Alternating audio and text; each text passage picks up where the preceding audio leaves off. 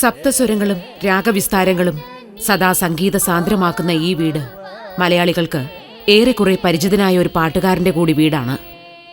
ശാസ്ത്രീയ സംഗീത ലോകത്ത് വേറിട്ട ശബ്ദം കേൾപ്പിച്ച ഒരു സംഗീതജ്ഞന്റെ വീട്. വാഴ്ത്തി പാടാനോ ആനയിച്ചുകൊണ്ട് നടക്കാനോ അധികമാരും ഉണ്ടാകാതെ പോയിട്ടും സംഗീതത്തിന്റെ മഹത്വം പാടിക്കേൾപ്പിച്ച ഒരു കലാകാരൻ ഇവിടെയുണ്ട്. അറിയില്ലേ മണ്ണൂർ രാജകുമാരനുണ്ണി എന്ന ഈ നല്ല പാട്ടുകാരനെ? സംഗീതത്തെ അറിയുന്നവർ, പാട്ടിനെ സ്നേഹിക്കുന്നവർ ഒരിക്കലും മറക്കില്ല ഈ മനുഷ്യനെ. ഇവിടെ പോയ കാലത്തിന്റെ പാട്ടുകാരനായി മാറി നിൽക്കുകയല്ല ഇദ്ദേഹം. പുതുകാലത്തിന്റെ സംഗീത സ്വപ്നങ്ങൾക്ക് ചിറകുകൾ നൽകി പാടിക്കൊണ്ടേയിരിക്കുകയാണ്. എൻ്റെ ജനനം വള്ളുവനാടിൻ്റെ ഭാഗത്തിൻ്റെ ക്രീം എന്ന് വിശേഷിപ്പിക്കപ്പെടുന്ന തനി ഗ്രാമമായിട്ടുള്ള പുലാപ്പറ്റ എന്ന പ്രദേശത്തായിരുന്നു. അവിടെ ഒരു വലിയ നാലുകെട്ടിലായിരുന്നു ഞാൻ താമസിച്ചിട്ടുണ്ടായിരുന്നത്. എൻ്റെ അച്ഛൻ്റെ നാലുകെട്ടായിരുന്നു. അച്ഛൻ കുതിരവട്ടത്ത് രാമവർമ്മ എന്ന മോൻ, അദ്ദേഹത്തിൻ്റെ നാലുകെട്ടാണ്.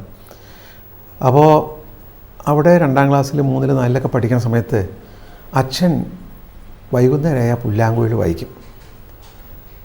അപ്പോൾ അന്ന് ഈ ഒരു സൗകര്യങ്ങളുമില്ല, കമ്പിറാന്തര പോലും വന്ന് ലക്ഷറിയാണ്. പിന്നെ അമ്മ നല്ല സംഗീത വിദുഷിയായിരുന്നു. ചെമ്പൈ വൈദ്യനാഥ ഭാഗവതരൊക്കെ അമ്മയുടെ പാട്ട് കേൾക്കാൻ വേണ്ടി അന്നത്തെ കാലത്ത് ഇവരൊന്നും വീട്ടിൽ നിന്ന് പുറത്ത് പോവില്ല. അമ്മ പഠിപ്പിരിക്കൽ ചിന്നമണി നെത്തിയാർന്ന് പറയുക. നല്ല സംഗീതം പഠിച്ച ആളാണ്, വീണി ഇതൊക്കെ പഠിക്കും. അപ്പോൾ അവരുടെ പാട്ട് കേൾക്കാൻ വേണ്ടിയിട്ട് ഞങ്ങളുടെ തറവാട്ടിൽ, അത് മണ്ണൂർ ഇവിടെയൊക്കെ വന്നിട്ടുണ്ടായിരുന്നു. അപ്പോൾ അമ്മ കുറേശ്ശെ സംഗീതം പറഞ്ഞു, അത്രയൊന്നും ആയിട്ടില്ല. അത് കഴിഞ്ഞ് വള്ളുവനാടിൻ്റെ എന്ന് പറഞ്ഞാൽ പ്ലാപ്പറ്റ ഗ്രാമത്തെക്കുറിച്ച് പറയാമെന്ന് പറഞ്ഞാൽ പട്ടക്കുട പിടിച്ചിട്ടാണ് സ്കൂളിൽ പോവുക. പട്ടക്കുട പിടിച്ച് പോകുമ്പോൾ ഞങ്ങൾ ഈ പട്ടക്കുടയുടെ മുകളിൽ ഇങ്ങനെ ഒരു ജാതി താളം പിടിക്കും. ചില കുട്ടികൾ താളം പിടിക്കുമ്പോൾ നമ്മൾ താളം പിടിക്കും. കുണ്ടനിടവഴിയും ഈ മഴയൊക്കെ വരുമ്പോൾ ഇങ്ങനെ ഈ ഇന്നത്തെ കാലത്ത് കുട്ടികൾക്ക് അറിയില്ല ഈ പോക്കാച്ചി തവളുടെ ശബ്ദവും വെള്ളത്തിൻ്റെ ഇതൊന്നും ഇന്നത്തെ കുട്ടികൾക്ക് അന്യമാണ്. അപ്പോൾ അതൊക്കെ കേൾക്കുമ്പോൾ അതിൽ കുറച്ച് താളം പിടിക്കും. സ്കൂളിൽ 4, 5 പറയുമ്പോൾ എനിക്ക് എന്തോ ഒത്തിരി വാസനയുണ്ട് സംഗീതത്തിൽ എന്ന് അധ്യാപകർ ചിലർ മനസ്സിലാക്കിയിട്ടുണ്ട്. അപ്പോൾ അവർ പറയും പിന്നെ എന്തെങ്കിലും ഒരു പാട്ട് പാടുമോ? പാട്ടെന്ന് പറഞ്ഞാൽ അത്ര ഇതൊന്നുമില്ല. ഈ പിന്നെ മഞ്ചരിയില്ലേ, കൃഷ്ണഗാഥയിലത്തെ ചില വരികൾ പുസ്തകം എഴുതി തരും, അതൊത്തിരി പാടുമോ? അപ്പോൾ അത് പാടുമ്പോൾ അവർക്ക് തോന്നണു നന്നായിരിക്കണ്ടേ, ഉണ്ണി പാട്ട് പഠിക്കണം. അങ്ങനെ ഇരിക്കുമ്പോൾ ചെറിയമ്മയുടെ, എൻ്റെ അമ്മയുടെ അനിയത്തി, അമ്മയ്ക്ക് ഒരു അനിയത്തി ഉണ്ടായിരുന്നു. അവരുടെ ഒരു 27 വയസ്സിലത്തെ മരണം കാരണം ഞങ്ങൾ പ്ലാപ്പറ്റ എന്ന് പറിച്ച് നടപ്പെട്ടു മണ്ണൂർക്ക്. അതുവരെ പ്ലാപ്പറ്റയായിരുന്നു 5ാം ക്ലാസ് വരെ. പിന്നെ ഇവിടെ എത്തിയിട്ട് അമ്മയ്ക്ക് അറിയുന്നതൊക്കെ പറഞ്ഞു തന്നു. പിന്നെ ഭാഗവതർ, സുബ്രഹ്മണ്യ ഭാഗവതർ, ചെമ്പയുടെ പിന്നെ ശിഷ്യനുമാണ്, മരുമകനുമാണ്. അങ്ങനെ ഒരു സുബ്രഹ്മണ്യ ഭാഗവതരുണ്ടായിരുന്നു. അദ്ദേഹം വീട്ടിൽ താമസിച്ച് രാവിലെ 4 മണിക്ക് എണീറ്റ് സാധകം ചെയ്യിപ്പിച്ച് അങ്ങനെ വൈകുന്നേരം ക്ലാസ്, അങ്ങനെ കുറേ കാലം പഠിച്ചു. അതിനിടയിൽ ഈ വീണ പഠിക്കണമെന്ന് മോഹമായി. വീണ അപ്പോൾ വീണ വളരെ ബുദ്ധിമുട്ടുള്ള ഇൻസ്ട്രുമെൻറ്റാണ്. 12 വർഷമൊക്കെ വേണം ചുരുങ്ങിയത് ഒന്ന് വീണ വായിച്ച് കിട്ടാൻ. പക്ഷേ അച്ഛന് എനിക്ക് വാസനയുണ്ടെങ്കിൽ പഠിപ്പിക്കാമെന്ന് പറഞ്ഞു. നല്ലൊരു ഗുരുനാഥനെ കിട്ടണ്ടേ? ഗുരുനാഥനെ കിട്ടാൻ വേണ്ടി നോക്കിയപ്പോൾ ദേശമംഗലം എന്നുള്ള സ്ഥലം ഷൊർണൂരിൻ്റെ അടുത്ത്, അവിടെ ഒരു വെങ്കടേശ്വര ഭാഗവതർ, ഇന്നിപ്പോൾ അദ്ദേഹം ഇല്ല, അദ്ദേഹത്തിൻ്റെ പേര് ആരോ പറഞ്ഞു. അദ്ദേഹത്തിൻ്റെ പ്രത്യേകത എന്താണെന്ന് പറഞ്ഞാൽ അദ്ദേഹത്തിൻ്റെ വീണവായന കേട്ട് സാക്ഷാൽ രവീന്ദ്രനാഥ ടാഗോർ തൻ്റെ മോതിരം ഊരിക്കൊടുത്തു. അങ്ങനെ അദ്ദേഹം ഒരു 7-8 കൊല്ലം വീട്ടിൽ താമസിച്ച് വീണ പഠിപ്പിച്ചു. അതിൻ്റെ ഇടയിൽ കൂടെ പിന്നെ അച്ഛൻ 12 വയസ്സിലൊക്കെയാണ് അരങ്ങേറ്റം ഉണ്ടായതെൻ്റെ. അങ്ങനെ അരങ്ങേറ്റം കഴിഞ്ഞ് പിന്നെ കുറേശ്ശെ ഞാനും സഹോദരി സുകുമാരിയുണ്ട്, ഞങ്ങൾ 2 കൂടിയാണ് ആദ്യം പാടിയിരുന്നത്. അങ്ങനെ കുട്ടിക്കാലം എന്ന് പറഞ്ഞാൽ സംഗീത സാന്ദ്രമായിരുന്നു. അമ്മ ഹൃദയത്തിലേക്ക് ഇറ്റിച്ചു കൊടുത്ത സംഗീതത്തെ ചേർത്ത് പിടിച്ച് നടന്നു തുടങ്ങിയതാണ് രാജകുമാരനുണ്ണിയുടെ പാട്ട് ജീവിതം.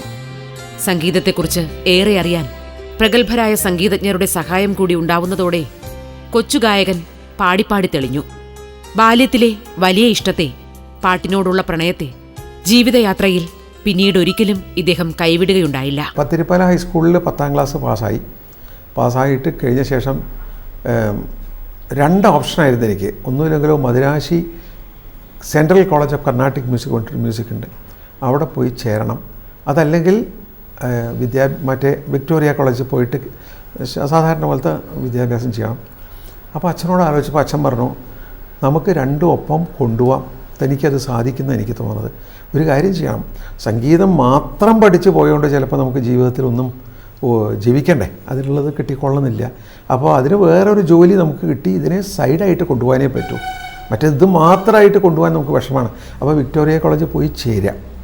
തനിക്ക് ഏതാ സബ്ജക്റ്റ് ഏറ്റവും ഇഷ്ടം ചോദിച്ചപ്പോൾ എനിക്ക് കെമിസ്ട്രിയാണ് ഏറ്റവും ഇഷ്ടം, മാത്തമാറ്റിക്സും കെമിസ്ട്രി. ഇന്നും അതേ സംഗീതവും മാത്തമാറ്റിക്സാണ് എനിക്ക് ഏറ്റവും ഇഷ്ടമുള്ള താല്പര്യമുള്ള വിഷയങ്ങൾ. അപ്പോൾ അവിടെ ചേർന്നു. അവിടെ ചേർന്നിട്ട് വീക്കെൻഡിൽ ഇവിടെ വരുമ്പോൾ വീണ്ടും സംഗീത പാഠം തുടർന്ന് പോകും. അങ്ങനെ വിക്ടോറിയ കോളേജിലത്തെ കഴിഞ്ഞു. അങ്ങനെയാണ് വിദ്യാഭ്യാസത്തിന് ഈ സംഗീതം കൂടി ചേർക്കാൻ സാധിച്ചത്. പാട്ടിനോടുള്ള ഇഷ്ടം കൊണ്ട് ഒരു സുപ്രഭാതത്തിൽ ഗായകനായി തീർന്ന ആളല്ല രാജകുമാരൻ ഉണ്ണി. പ്രതിഭ വേണ്ടുവോളം ഉണ്ടായിരുന്ന ആൾ അതിനോടൊപ്പം വലിയ പ്രയത്നം കൂടി ചേർത്ത് വച്ചാണ് വളർന്നു വന്നത്.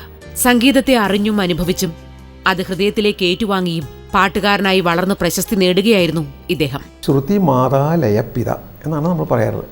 ശ്രുതി പറഞ്ഞാൽ സംഗീതം, നമ്മൾ പാടുന്ന പാട്ട്. ലയം എന്ന് പറഞ്ഞാൽ റിഥം, താളം. ഇത് രണ്ടും കൂടി ചേർന്നാലാണ് യഥാർത്ഥ സംഗീതവും. ഇപ്പോൾ ഞാനൊരു എക്സാമ്പിൾ പറഞ്ഞുതരാം.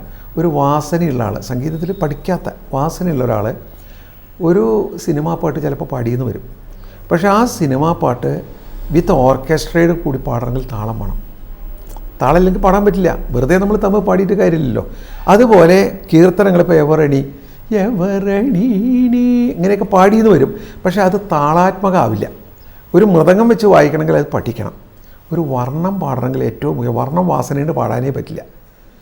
വർണ്ണം പാടണമെങ്കിൽ അതിന് അഭ്യാസം വേണം. അപ്പോൾ താളം ഈ ജീവവായു പോലെ തന്നെ പ്രസിദ്ധമാണ്. അത്ര പ്രാധാന്യമാണ് ഈ താളത്തിന്. താളത്തിലൊരു ലേശം രണ്ട് ഈക്വലി ഇമ്പോർട്ടൻ്റ് ആണ്. ശ്രുതി മാതാ ലയപിത എന്ന് പറഞ്ഞാൽ വളരെ വാസ്തവമാണ്. അപ്പോൾ ഇത് രണ്ടും കൂടി ചേർന്നപ്പോൾ എനിക്ക് അതിലേക്ക് വളരെയധികം ഒരു എന്താ പറയണ്ടേ, ഒരു ആരാധന തോന്നി സംഗീതത്തിനോട്.